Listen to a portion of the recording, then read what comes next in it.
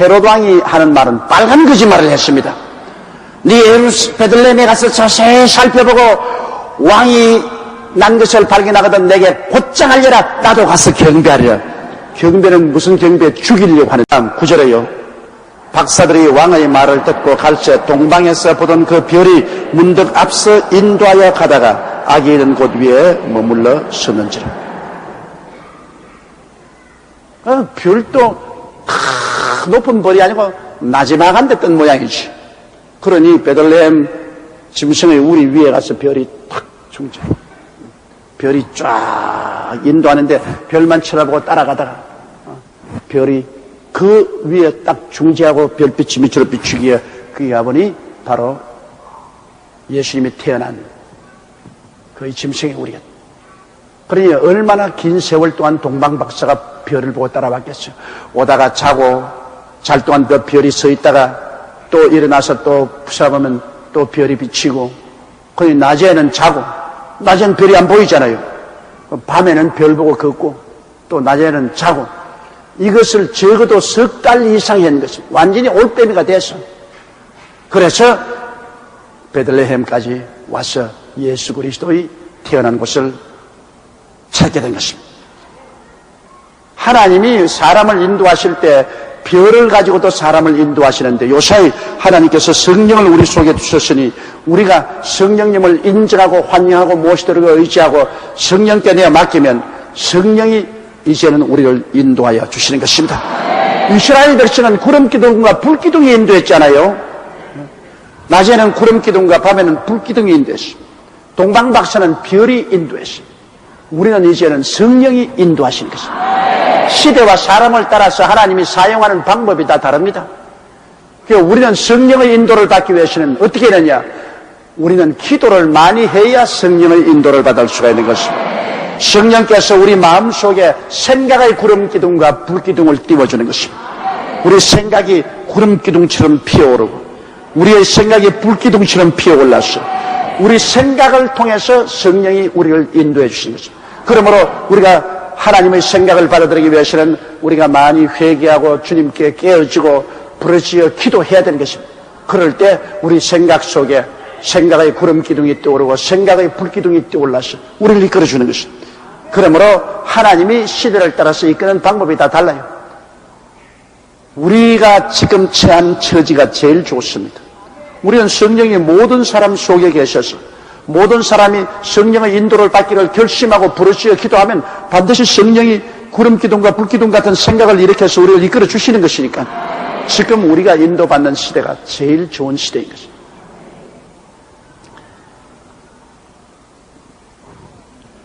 그 다음 저희가 별을 보고 가장 크게 기뻐하고 기뻤다. 얼마나 기쁘겠어요? 석 달이 넘도록 별을 따라서 찾아왔다가 그 별이 중계하는 곳에 보니까 하나님 아들 예수님이 태어나 계신지라 그들이 수고한 보람이 있지 않습니까? 얼마나 기쁘고 기쁘겠습니까? 우리의 신앙생활에도 하나님의 성령이 인도해서 참으로 희한하게 탁 일이 될 때 얼마나 마음이 신기하고 기쁜지 몰라요. 하나님의 성령이 맞춰줄 때. 여러분, 우리 전번 주일날 산부 예배 때 여기에 독창을 부르신 교수님, 그 교수님이 저기 앉아서 내 설교를 들었어요.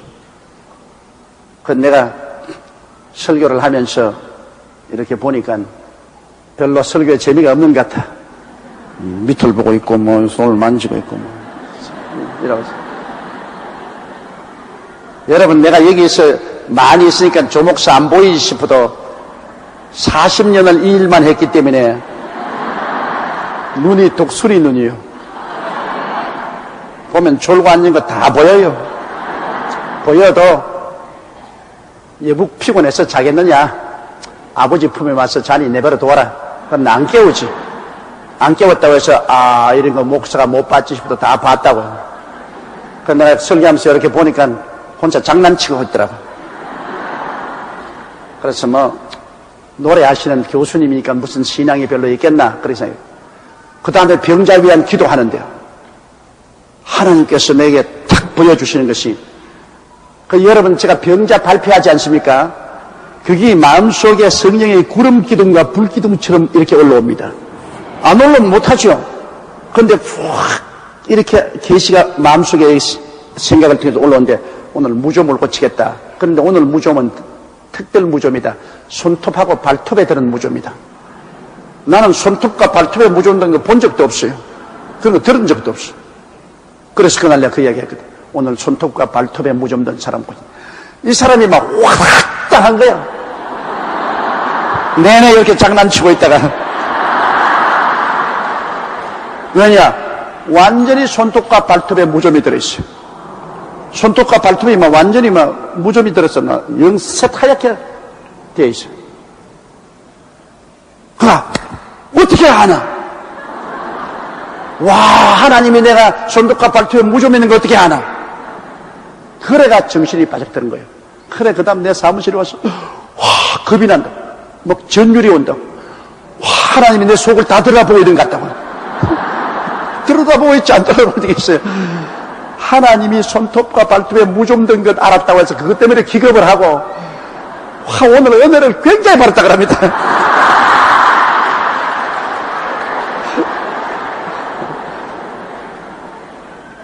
어떠한 하나님의 인도하심을 한번 받으면 그렇게 기뻐하는 겁니다, 여러분. 그분은 그날 자기 손톱과 발톱에 무좀 있는 거 하나님이 알아주었다고 너무너무 기뻐하는 거 있죠. 그러면서 날보고 하는 말이면, 목사님은 천성으로 좋은 목소리를 가지고 태어났는데 목을 사용할 줄 몰라가지고서 이제 점점 목소리가 약해져 가는데 자기에게 오면 한 2시간 목소리 강연을 해주겠다 그래. 그 왜냐? 하나님이 나를 알아주셨다. 하나님이 나를 이렇게 인도해 주셨다. 그것이 마음에 큰 기쁨을 갖다 주는 것입니다. 물론 그분이야 무좀이 나았죠. 하나님의 기적과 능력으로. 그런데 그 하나님이 알아준다는 것이 얼마나 좋습니까? 여러분께서 하나님이 인도하시는 신기한 꿈을 꾸고 그 꿈대로 탁 맞아떨어지면, 와, 하나님이 살아계시구나, 하나님이 나와 같이 계시구나, 아주 굉장히 감격적이잖아요. 그러므로 하나님의 인도함을 받으면 그 즐거움이 넘칩니다. 성령으로 인도함을 받는 자는 곧 하나님의 아들이라고 했으니까 내가 구원받은 확신이 더 쓰고 기뻐지는 것입니다.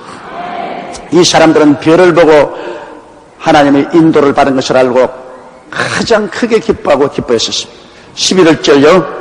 집에 들어가 아기와 그 모친 마리아의 함께 있는 것을 보고 엎드려 아기에게 경배하고 보배압을 열어 황금과 유향과 몰약을 예물로 드리니라. 그래서 그 짐승의 우리에 들어가서 보니 아기와 그 모친 마리아의 함께 있는 것을 보았다. 요셉은 어디 가는지 요셉 말은 없어요. 요셉은 양아버지이기 때문에 별로 중요하지 않은가 봅니다. 그러니까 그 어머니 마리아와 예수님이 함께 있는 것을 보았다. 어린아이의 교육은 어머니에서 이루어집니다. 그렇기 때문에 유대인은 아버지가 유대인이고 어머니가 이방인이면 그 자손 유대인이 아닙니다. 그러나 아버지가 이방인이라도 어머니가 유대인이면 그 자녀는 유대인으로 시민권을 오늘날 또 주는 것입니다. 어린아이의 형성은 어머니에게 절대적으로依존되는 것은, 왜냐하면 어머니 젖꼭지 물고 말을 배우니까. 어머니가 서울말씨를 쓰면 젖꼭지 물고 어린아이가 서울말을 하고, 어머니가 경상도 사투리를 하면 젖꼭지 물고 배울 때 경상도 사투리를 합니다. 난 너무너무 놀랐어요. 내 매제가 그렇습니다. 내 여동생이 경상도 사람 아닌가. 내가 경상도 사람인데 내 동생도 경상도 사람이죠.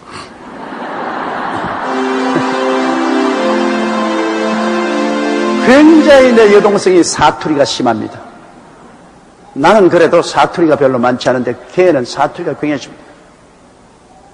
근데 그 남편인 김은태 장로님, 지금 호주로 이민 갔지만 김은태 장로님은 황해도 사람입니다.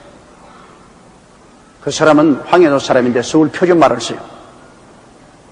근데 그 집에 어린아이들이 어릴 때 내가 집에 가면은 왜 아저씨에 오십니까? 그러면 서울에 살면서 완전히 경상도 사투리를. 근데 가면 이 서울에 살면서 이게 뭐야? 전부 경상도 사투리를 쓴.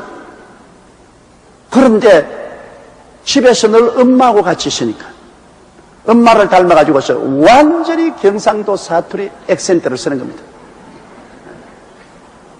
뭐 이제 컸으니까 학교 가서 이제 서울말 배웠죠. 완전히 엄마의 영향력을 받았죠. 그리고 또 마누라가 경상도 사투리 있으면 남편이 또 많이 경상도 사투리 따라한다. 마누라가 많이. 뭐 SBS에 신바람 쨍쨍 그런데 거기 나오는 미국 사람이 한 사람이 있어요. 경상도 사투리를 얼마나 하는지 말도 못해. 미국 사람인데. 최근에 한국인으로 귀화했다 하는데 국제 변호사인데 또 미국 사람이 안 그런 게 그렇지. 저보다 경상도 말을 더 잘해요. 저는 경상도 말 거의 다 잊어버렸어요. 그런데 그 부인이 경상도 여자예요. 그러니까 그 부인에게서 경상도 말을 배워가지고서 서울에 있으면서 완전히 경상도 사투리인데 미국 사람이 경상도 사투리 그렇게 잘하는 사람 처음 봤어 내가. 그러니까 어찌하든지 남자는 여자의 품 안에서 변화를 받습니다. 어머니 품에서 변화를 받고 아내의 품에서 변화를 받고. 그러니 여자가 보통 힘센 것 아니야. 정말로 여성이 인류의 역사를 만들어가는 것입니다. 여성이 인류 문화를 만들어가요. 애굽에 뭐 백화점 백만장자가 그것도 다이아나 따라가다가 같이 안 죽었습니까? 다이아나만 안 따라다녔으면 안 죽었을 것인데. 정말로 나라가 잘 되려면 여성이 잘 돼야 돼. 나라가 부강하려도 여성이 올바르게 쓰면 부강이 돼. 그러나 여성이 호화사치 낭비하고 방탕하면 그만 다 망해버려. 가정도 망하고 남자도 다 망해. 남자가 용기를 얻고 힘을 얻고 다시 새로운 출발을 하겠다는 것은 여자의 그 손에 의해서 그렇게 만들어지는 것입니다. 여성의 그 따사로운 손길이 용기를 주고 꿈을 주고 희망을 가지게. 그러나 여성이 남자를 갖다가 자꾸 핥히면은 이 사람 피투성이가 되어서 파멸하고 마는 겁니다. 그러므로 성경에도 보니까 요셉은 같이 있어도 인정도 안 하고 거기 보니까 마리아가 예수님과 함께 있더라. 요 말밖에 없어.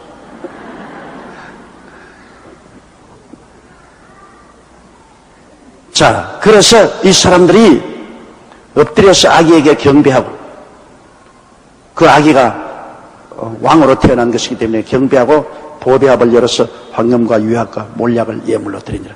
이것은 굉장히 상징적이면서도 하나님이 이 동방박사를 통해서 예물을 준비해 준 것입니다. 왜? 유대인들은 절대로 예수님에게 와서 황금과 유황과 몰약을 줄 택이 없어요.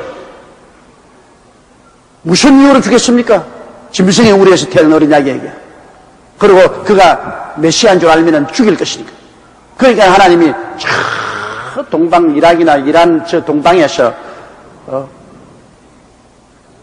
천문학을 연구하는 부자들을 불러다가 그 머나먼 길에 황금과 유황과 몰약을 가지고 오도록 만드는 것입니다. 하나님 필요하면 땅 끝에서라도 사람을 불러서 예비하시는 하나님이십니다. 그리고 예수님께 드리는 이 선물이 예수님의 생애를 명확하게 보여주는. 황금은 모든 금속 중에 제일 아닙니까? 왕을 황금띠, 황금모자 같은 왕이 있습니다. 예수님 황금은 왕을 의미하고 유향은 치료를 의미하는 것입니다. 옛날에는 병들었을 때 유향을 발라서 치료를 했습니다. 길리앗에서 유향이 없느냐? 왜 내 백성이 치료함을 받지 못했냐고 성경에는 탄식하고 있는 것입니다. 그러므로 예수님은 치료자라는 것입니다. 예수님은 왕이시며 예수님은 치료자다. 그 훗날 예수님의 사역을 보십시오. 예수님은 가는 곳마다 치료했습니다. 영과 마음과 몸을 치료했습니다.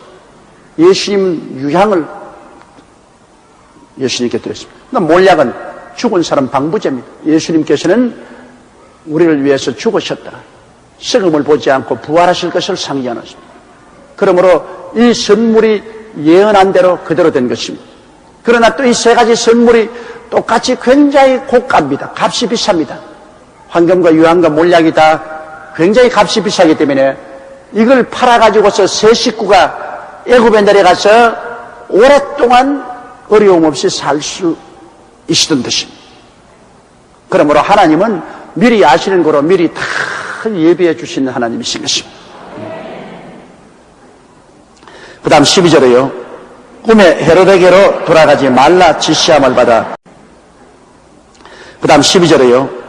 꿈에 헤로데게로 돌아가지 말라 지시함을 받아 다른 길로 후에 돌아가니라. 전에도 말씀해드렸거니와 가장 중요한 계시는 꿈으로 언제 주셨습니다.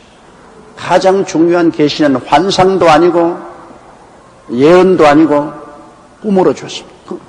어떻게 그러냐? 여러분, 하나님의 아들 예수님을 취급하는 계시야말로 그것보다 더 중요한 계시가 되어 있습니까? 그런데 언제나 예수님에 대한 가장 중대하고 정확한 계시를 보여주려고 할 때는 하나님이 꿈을 성해서 요셉에게 꿈에 나타나서 사자가 마리아 데려오기를 두려워하지 말라 그랬죠. 그 다음에는 또 여기 베들레헴에서 꿈에 나타나셔서 이 동방박사에게 꿈에 나타나셔서 헤로데에게 돌아가지 마라 지시하셨죠. 하나님은 가장 정확하고 중요한 계시를 주실 때는 꿈을 사용하셨습니다. 꿈이 제일 정확하죠.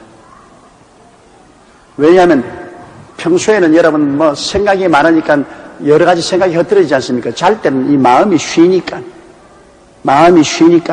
하나님께서 쉽게 말씀을 할 수가 있는 것입니다. 그래, 여러분 평생에 살면서 예수 믿는 사람들은 하나님으로부터 꿈 계시를 한두 번은 받는 것입니다. 많이는 못 받아도 한두 번은 받을 거예요. 저도 간혹 가다가 꿈이 맞을 때가 있어요. 그러나 보통으로는 나는 꿈이 안 맞아요.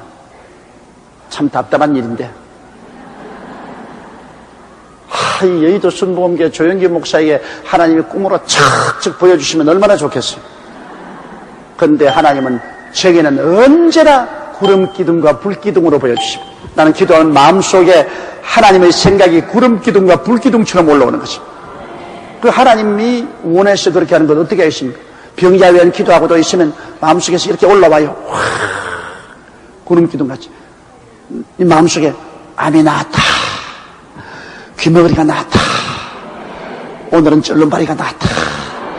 이렇게 분수가 올라오듯이 구름 기둥과 불 기둥 같은 생각이 올라오는. 근데 안 하려고 그러죠. 어떤 때는. 안 하려고 하면 마음이 괴로워 견딜 수가 없어요.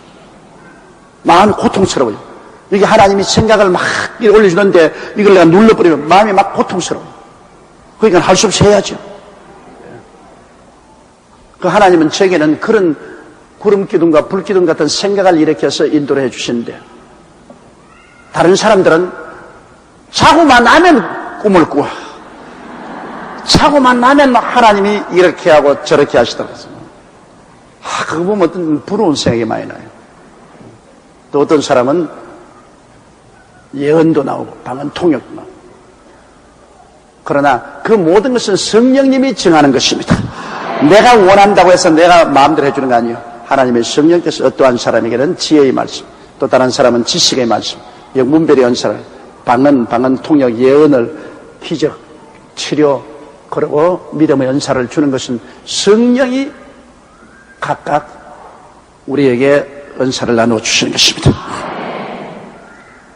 그래서 꿈에 헤로데게로 돌아가지 말라 지시하심을 받았기 때문에 그들은 예루살렘으로 돌아가서 헤롯 만나지 아니하고 다른 길로 고향으로 돌아가 버리고 말았었습니다. 잘 순종했습니다. 이 사람들은 별을 보고 인생의 가는 길을 알려고 하는 사람들이기 때문에 초월적인 힘이 있는 것을 인정하는 사람들입니다. 그러므로 하나님의 지시가 오니까 순종을 했죠. 13절요. 저희가 떠난 후에 주의 사자가 요셉에게 현몽하여 가로되 헤롯이 아기를 찾아 죽이려 하니 일어나 아기와 그의 모친을 데리고 애국으로 피하여 내가 네게 이르기까지 거기 있으라 하시니. 자, 여기에 또 꿈에 동방박사 떠나고 난 다음에 요셉에게 꿈에 주의 사자가 또 나타났습니다. 보십시오. 또 꿈 아닙니까? 그러므로 여러분, 하나님이 주시는 꿈은 여러분이 받을 때 정확하고 분명하고 깨어나서도 잊어버리지 않습니다. 일주일이고 2주일이고 잊어버리지 않습니다. 몇 달이 지나도 잊어버리지 않습니다. 하나님의 꿈은 아주 현동합니다. 그러나 그냥 밥 많이 먹고 막 지쳐가지고서 피곤해서 막 꾸는 꿈, 이런 꿈은 자고 나면 다 잊어버려요. 하루가 지나기 전에 다 잊어버려요. 아침에 조금 이런 꿈을 꾸었다 생각하지만은 지나가면 다 잊어버려요. 그거는 개꿈이기 때문에 그래요. 그러나 하나님이 주시는 꿈은 세월이 아무리 흘러가도 잊어버리지 않습니다. 분명하게 하나님이 메시지를 주시기 때문인 것입니다. 요셉에게 하나님께서는 꿈을 통해서 헤롯이 아기를 찾아 죽이려고 하니 일어나서 아기와 그의 모친을 데리고 애굽으로 피하여 내려가라. 그리고 내가 지시할 때까지 그곳에 있어라. 나는 가끔 이런 생각합니다. 왜 하나님이 헤롯이 아기를 죽이도록 내버려 두었느냐? 하나님이 전지전능 무소부지하신 능력으로 헤롯이 아기를 죽이려고 할 때 하나님이 막 달라들어서 헤롯을 박살을 내버리면 좋겠는데 왜 오히려 헤롯을 그렇게 하도록 내버려 놓고 피란을 시켰는가? 그런 여러 가지 마음속에 질문이 생겨납니다. 그래도 별 볼 일 없는 것은 하나님이 원해서 그렇게 한 건 우리가 무슨 말합니까? 절대 주권자가 그렇게 하시기로 작정을 하셨는데 뭐 우리가 왜 이랬습니까? 왜 저랬습니까? 그런 질문을 못해요. 하나님은 절대 주권자이기 때문에 우리의 질문을 받지 않아요. 하나님은 당신이 가장 선하다고 생각하시는 대로 결정해서 집행하는 것입니다. 그러므로 우리는 아버지의 뜻대로만 따라갈 따름인 것입니다. 아버지 뜻만 감사하고 따라가는 것이 우리에게 최선의 것입니다. 14절요. 요셉이 일어나서 밤에 아기와 그 모친을 데리고 애굽으로 떠나 헤롯이 죽기까지 거기 있었으니 이는 주께서 선지자로 말씀하신 바 애굽에서 내 아들을 불렀다 함을 이루려 하심이더라. 그래서 요셉이 밤에 일어나서 급하게 그 아내와 아기를 말에 태워가지고서 데리고 애굽으로 내려가셨습니다. 그러고 난 다음에 헤롯 왕이 죽기까지 애굽에 살았습니다. 요셉이 갑자기 외국에 가서 무슨 일로 가족들을 돌봅니까? 황금과 유황과 몰약으로 하나님이 이미 예비해 주었기 때문에 그걸 팔아가지고서 넉넉하게 그 중에서 살아갈 수가 있었던 것입니다. 그런데 바로 예수님께서 애굽에 갔다 올라올 예언이 성경 말씀에 예언되어 있다는 것입니다. 그것이 다시 무슨 말이냐면 애굽에서 내 아들을 불렀다. 이것은 이중적인 예언입니다. 여러분, 이스라엘 백성 전체를 애굽 하나님의 아들로 생각해서 이스라엘 백성이 애굽에 내려가서 430년 동안 종살이 하다가 그 다음에는 애굽에서 하나님이 불러낼 것을 예언하실 때 애굽에서 내 아들을 불렀다. 그렇게 말씀했는데 또 그것이 어디에 적용되느냐? 하나님의 아들 예수 그리스도께서 애굽으로 내려갔다가 애굽에서 또 하나님 부르심을 받고 나사렛 땅으로 올라온 것도 그 예언에 포함되는 것입니다. 그 예언이 한 가지 사건만 예언되는 것이 아닙니다. 한 예언이 여러 가지 사건이 함께 포함될 수가 있는 것입니다. 그리고 이 마태는 유대인들을 위해서 이 성경을 기록하기 때문에 꼭 예언을 인용을 합니다. 유대인들은 구약 성경에 있는 것이 이루어진 것만 믿지 구약 성경에 있는 것이 이루어지지 않은 것은 안 믿으려고 합니다. 그렇기 때문에 마태는 꼭 구약 성경에 있는 사실을 인용해 가지고서 유대인들을 설득시키려고 그렇게 하고 있는 사실을 볼 수 있는 것입니다. 그 다음 16절요. 이에 헤롯이 박사들에게 속은 줄을 알고 심히 노하여 사람을 보내어 베들레헴과 그 모든 지경 안에 있는 산의 아이를 박사들에게 자세히 알아본 그때를 표준하여 2살부터 그 아래로 다 죽이니. 차, 기가 막힙니다. 박사들이 올 줄 기다리는데 안 오니까 나중에 속은 줄 알고서 대단히 노한 헤롯은 왕으로 태어난 남자아이를 꼭 죽여야 되겠다. 그러나 그 사람이 누군지 모르기 때문에 베들레헴과 그 인근에 2살배기 이하는 다 잡아 죽였다. 참 무자비한. 그러니까 이 세상에서 여러분 정말로 하나님의 구원을 받지 못한 사람들은 그 생명이 별로 귀중치 않아. 이스라엘 백성이 애굽에서 나올 때 보십시오. 가나안 7족을 남녀 노유할 것 없이 다 잡아 죽였다.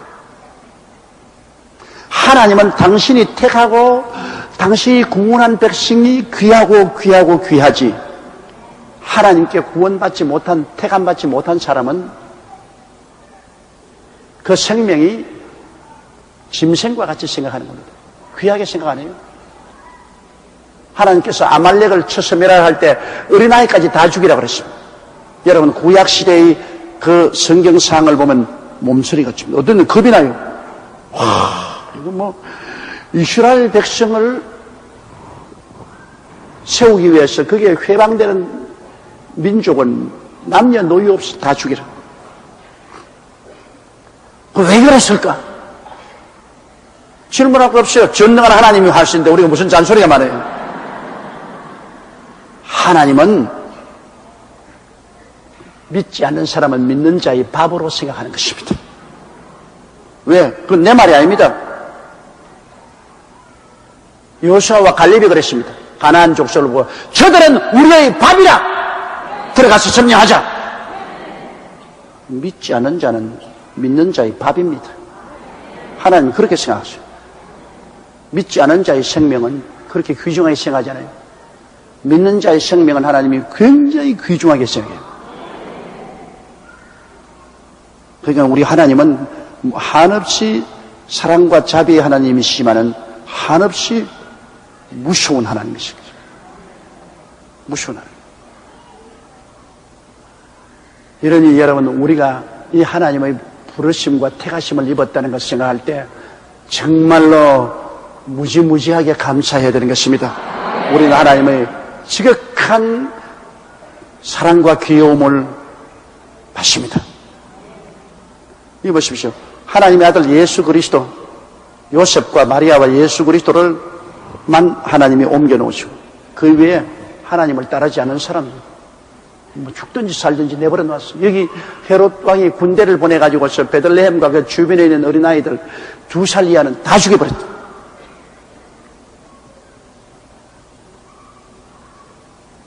그러므로 우리가 하나님의 사랑과 자비를 말할 때 하나님은 하나님을 믿고 순종하는 사람에게 사랑과 자비를 한없이 베푸지, 하나님을 불순종하고 하나님을 거역하는 사람에게도 끝없이 사랑과 자비를 베푼다고 생각은 할 수가 없습니다. 그렇기 때문에 나중에 안 믿는 사람은 하나님이 불과 유황으로 타는 못에 던지죠. 믿는 자에게는 영원한 영광에 보내지만 믿지 않는 자는 불과 유황으로 타는 못에 던지죠. 어떠한 사람들은 말하기를 하나님은 자비와 사랑의 하나님이기 때문에 나중에는 지옥도 다 없애버리고 지옥에 있는 사람까지 다 구출해낼 것이라고 그렇게 말하는데, 그것은 인간의 생각이고 하나님은 그렇게 말씀 안 하셨단 말입니다. 인간이 그렇게 말하지 하나님은 그렇게 말씀 안 하셨어요. 하나님에게는 믿는 자는 영생을, 믿지 않는 자는 영멸에 취하리라, 그렇게 말씀하셨어요. 하나님이 절대 주권자이기 때문에, 그러므로 하나님의 그 주권으로 행하시는 일을 우리가 무엇라고 말할 수 없습니다. 믿고 순종하는 길이 우리가 사는 길이 되는 것입니다.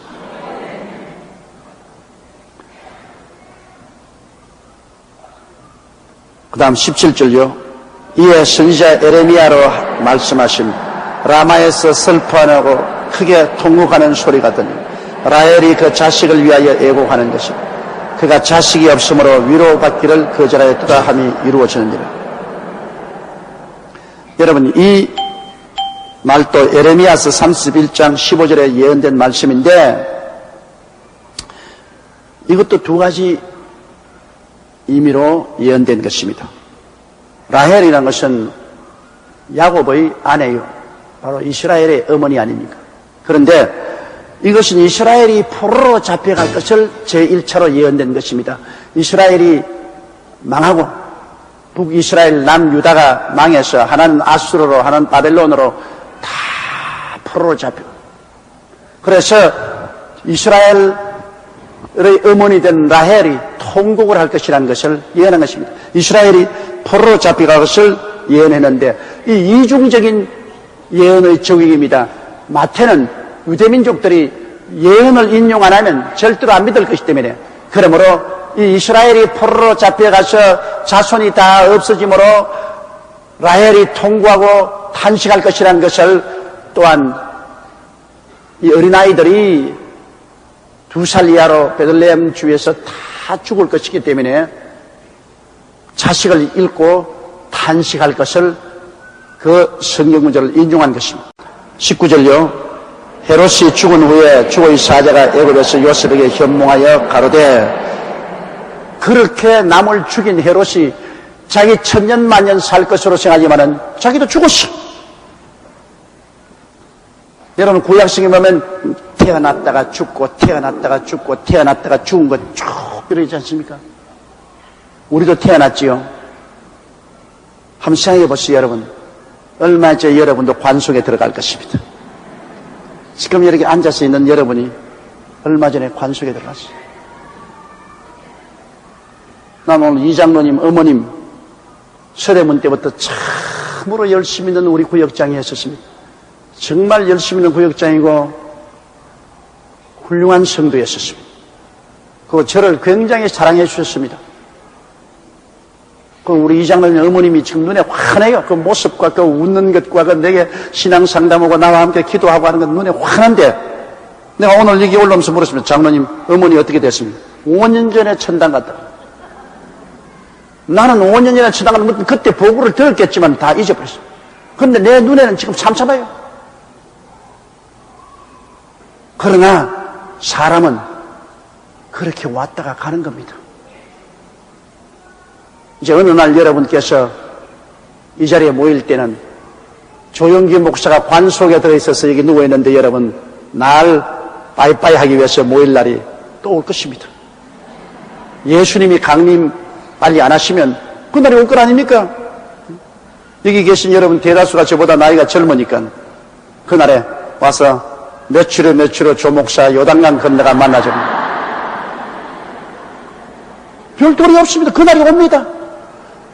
신속히 인생은 지나갑니다.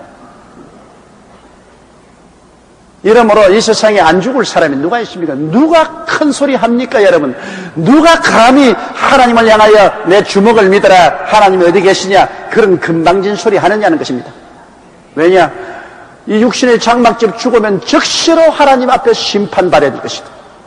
우리 모두가 다 하나님 심판대 앞에 서야 되는데 누가 큰 소리 해요? 큰 소리 할 것 하나도 없죠.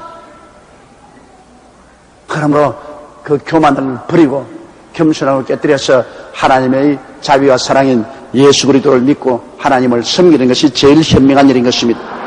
헤롯이 그 권세를 행하고 그 많은 어린아이를 죽었지만은 지금은 지옥불에서 벌벌 기고 있어요. 지옥에 지금 불타고 있다. 헤롯이 지옥에 불탄 지 2000년이 된다. 얼마나 고통스럽겠습니까? 그래서 헤롯이 죽었고 하나님의 사자가 애굽에서 요셉에게 또 꿈에 나타나서 가로되 20절요 일어나 아기와 그 모친을 데리고 이스라엘 땅으로 가라. 아기의 목숨을 찾던 자들이 죽었느니라 하시니.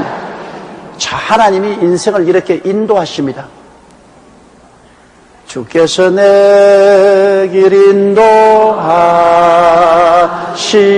인도하시네. 주께서 내 길 인도하시네. 내가 악을 버리고 착한 생활을 주님께서 내 길 인도하시네. 여러분, 주님께서는 이처럼 우리의 앞날을 인도하기를 원하시는 것입니다. 성경은 하나님의 성령으로 인도함을 받는 그들은 곧 하나님의 아들이라고 말씀한 것입니다. 이것은 우리가 하나님의 아들이 되면 하나님이 성령으로 인도하기를 원하시는 것입니다. 우리가 하나님이 인도할 것을 믿고 그 인도를 간절히 바라고 기도하면 주님께서 모든 일에 우리를 인도하여 주시는 것입니다. 여기에 보십시오. 하나님께서 요셉과 마리아를 예수님을 품에 품고 계시니까 그들이 애굽에 내려가고 또 올라올 것을 다 인도했지 않습니까? 여러분도 예수님을 품고 계시면 주님이 인도하시는 것입니다. 여러분이 귀해서 그런 것이 아니라 여러분이 마음속에 품고 계시는 예수님이 귀하기 때문에 여러분을 인도하시는 것입니다. 안 믿는 사람 인도할 것이라는 약속은 없습니다. 예수님을 품고 있으니까 그리스도의 영광을 위해서 하나님이 여러분을 인도하여 주시는 것입니다. 21절에요. 요셉이 일어나 아기와 그 모친을 데리고 이스라엘 땅으로 들어오니라. 하나님이 성령이 인도하시면 두려울 것 없죠. 그러니 안심하고 이스라엘 땅으로 돌아올 수가 있습니다. 여러분, 그때야 오늘같이 라디오도 없고 텔레비도 없고 신문이 없으니까 헤롯이 죽었는지 안 죽었는지 알 택이 없죠. 그러나 꿈에 천사가 나타나서 그 정보를 다 제공해 주므로 마음이 안심을 하고 예루살렘으로 돌아올 수 있습니다. 그러므로 우리가 알지 못하는 정보를 하나님은 다 알고 계시기 때문에 우리가 하나님께 기도하면 하나님이 그 정보를 우리에게 허락하여 주시는 것입니다. 우리를 인도해 주시는 것입니다. 22절요. 그러나 아켈라오가 그 부친 헤롯을 위해 유대의 임금됨을 듣고 거기로 가기를 두려워하더니 꿈에 지시하심을 받아 갈릴리 지방으로 떠나가. 자, 그래서 요셉은 그 아들이 또 대신해서 왕이 되었기 때문에 아버지의 뒤를 이어서 악한 일을 할 줄 몰라서 두려워하니까 또 꿈에 나타났어. 꿈에 나타나서 하나님 성령이 갈릴리로 가라. 유대 땅으로 가지 말고 갈릴리로 가라. 그렇게 지시를 해 주시겠어요. 그 하나님이 얼마나 자상스럽고 상세합니까? 우리의 읽어서 않는 것을 다 우리의 머리털까지도 다 해심받은 하나님이거든요. 우리가 하나님께 의지하면 하나님이 우리를 인도하시. 내 길을 야훼께 맡겨버리라. 그래야만 제가 지도하시라고 말씀하시는 것입니다. 그래서 그들은 갈릴리 나사렛으로 왔습니다. 23절요. 나사렛이란 동네에 와서 사니 이는 선지자로 하신 말씀에 나사렛 사람이라 칭하리라 하심을 이루려 하심이라. 그래서 나사렛에 살았는데 여기 또 마태는 꼭 구약 성경 예언을 인용해야만 합니다. 인용해야만 한다. 그래야 유대인들이 믿을 것이기 때문에. 그래서 이사야서 11장 1절에 있는 말씀을 인용해서 태어날 메시아는 나사렛 사람이라 칭함을 이루려 하시며 했습니다. 여러분, 이 나자린 즉 나사렛 사람이라는 것은 구약시대에 바로 삼손같이 머리에 삭도를 대지 않은 사람을 나실린이라고 말했습니다. 즉 나사렛인, 나실린. 그런데 태어날 때부터 시작해서 머리에 삭도를 안 대면 머리가 한없이 길어져요. 그래서 그 나실린은 포도주와 독주를 마시지 아니하고 온전히 주님께 헌신한 그러한 것을 표시하는 것이 바로 나실린입니다. 예수님은 나실린이었어요. 예수님은 머리에 삭도를 대지 않고 예수님 머리 보십시오. 예수님 머리가 길지 않았었습니다. 예수님은 일생을 온전히 하나님께 바친 나실린으로 살았습니다. 그것을 예언을